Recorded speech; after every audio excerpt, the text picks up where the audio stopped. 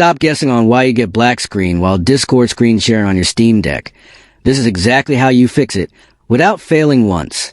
Most other tutorials are confusing or just plain wrong because they tell you to clear your cache or reinstall the official Flatpak, which is a total waste of time because the standard Discord app literally cannot handle the Steam Deck's Wayland displays server and gaming mode. Before we fix the visual, you need to understand the logic or you will just get stuck with a frozen frame every time you try to show your friends a new game. We're doing this hand in hand and step by step, so you cannot fail this setup. Here at Rexist, we are the authority on SteamOS fixes and Linux gaming workarounds. The black screen happens because the official Discord app is outdated and lacks the Pipewire support needed to capture your screen in gaming mode. You might think you're stuck using desktop mode forever, but you actually just need the right tool for the job. Here is a secret trick that other creators missed.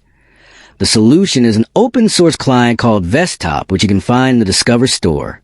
Once you install Vesttop, add it to Steam as a non-Steam game, just like regular Discord. The pro tip is to go into the Vesttop settings and enable the Pipewire screen capture option. This allows the app to communicate directly with the Steam Deck's encoder, giving you a smooth stream with actual audio. If you still see a black screen on a specific game, go to that game's properties in Steam and add the launch option, enable_gamescope_SI equals 0, followed by the command %. If you want the best microphone settings to stop that annoying background static, tell me in the comments right now. The answer is to use Vesttop for all your gaming mode streams to bypass the black screen bug for good.